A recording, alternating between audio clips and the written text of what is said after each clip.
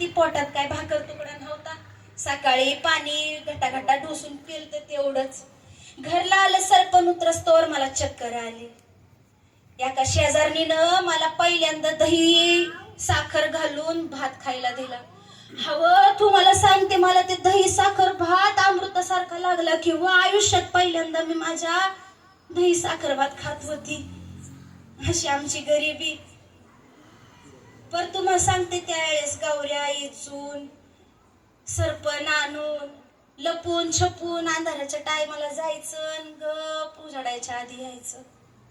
असं करत करत घरातलं किडूक मिडूक बघत बघत त्या येळी तवा मी 50 रुपये साचवलेलं आणि साहेबांना पहिली मनी ऑर्डर केली होती इकडून भारतातनं तिकडं.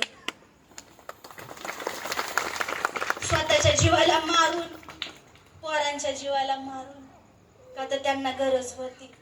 कळून दिलं नव्हतं कसं गोळा केलं, काय गोळा केलं. तुम्हाला वाटत असेल काय होतंय त्यात. हवं पण एकदा विचार करून बघा त्या काळाची परिस्थिती केवढी मोठी रक्कम होती त्यावेळी ती. पण ह्या परिस्थितीत ना आम्ही निभावून गेलो. तावून सुलाखून वाचलो. चांगलं झाडाळ तर सोनं बनलो होतं. का सांगा काय झालं असं. अव लंडन वरनं साहेब माझा आलं की बॅरिस्टर होऊन, केवढी मोठी गोष्ट होती. हवं आपल्यातलं कोणतरी शाळा शिकतय पहिल्यांदा बॅरिस्टर बनतय. तुम्हाला सोपं वाटतंय होय. इथं लोक मारून टाकायची हो आपल्याला पाणी प्यायला गेलो की. माहिती आहे ना, शाळा शिकायला जायचं म्हणलं का बाहेर बसायला लागायचं. त्या मडक्यातनं ज्यातनं समधी पाणी प्यायची त्याला हात लावायची परवानगी नसायची. आणि तशातनं एक लेकरू तुमच्या माझ्या हक्कासाठी लढायला बॅरिस्टर बनलं. झालंच का नाही. मी जे भोगलंय सोसलंय त्याचा उपयोग झाला ना. कामाला आलं दुःख, मग कशाला रडायचंय. जंगी स्वागत झालं त्यांचं. लई मोठं सत्कार व्हायला लागलं जिकडं तिकडं. साहेबांना स्वागताला ह्यो भला मोठा महासागर जमला होता. साहेबांना बोटीतनं पाय खाली ठेवला आणि त्यांच्या गळ्यात फुलांच्या असंख्य माळा पडल्या. जणू काय महासागरच माणसांचा आला होता. साहेबांची बॅरिस्टरकी चांगली सुरू झाली. साहेब गोरगरीब बाडल्या नडल्यांसाठी काम करायला लागलेलं. जिकडे तिकडे त्यांचं नाव झालं होतं. लई लई लई कौतुक व्हायचं त्यांचं कौतुक ऐकून एक दिवशी शाहूराज भल्या मोठ्या टांग्यात बसून आलं की आमच्या सिमेंटच्या चाळीत टांगा खाली उभा केला, मोठ्यानं हाक मारली. अहो आंबेडकर साहेब. हे गेलं. काय आज्ञा आहे महाराज. आज्ञा बिज्ञा काय नाही, तुम्हाला कडकडून भेटा म्हणून आलो. असं म्हणून एकमेकांना मिठी मारली. हवं रस्त्यावरची 100-200 लोक टाकामाका हे दृश्य बघत होती. एक राजा माझ्या साहेबाला प्रेमानं मिठी मारताना बघून मी तर पुरती हरकून गेली.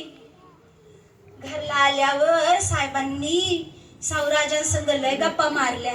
माझ्या खराब तब्येतीबद्दल बी सांगितलं. मी सारखी आजारी असायची, उपास तापास करायची ती. तर शाहूराज म्हणतात कसं. डॉक्टर बाबासाहेब आंबेडकर रमाबाईंना धाडा की कोल्हापूरला आमच्या पन्हाळ्याला. आवा आमच्या पन्हाळ्याचं वातावरण लय झाक आहे. रामा बहिणीची तब्येत अशी ठणठणीत होऊन निघून. माझ्या डोळ्यात खळकन पाणी आलं. हवं एका स्वतंत्र संस्थानाचा नरेश, शिवरायांचा वंशज, एक राजा छत्रपती मला बहीण म्हणून माहेरपणाला बोलवतो. ही गोष्टच त्या काळात किती अभिमानाची होती. आणि तसं पाहिल्यावर वननगाव सोडल्यावर मला माहेर कुठं होतं. शाहूराजांच्या शब्दातच मला माहेर गवसलं. ह्या भेटीत शाहूराजा साहेबांना म्हणाल, डॉक्टर बाबासाहेब आंबेडकर आता माझी काळजी दूर झाली बघा. या समाजाला, या दलितांना, या देशाला तुमच्या रूपाने योग्य नेता भेटलाय. उद्या या देशाची धुरा, या दलितांची धुरा तुम्हाला तुमच्या लेखणीच्या टोकावरच सावरून घ्यावी लागणार आहे.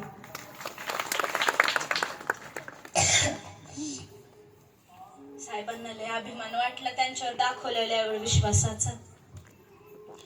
पुढे एका आजारपणात शाहूराजांचा अंत झाला. लय रडलो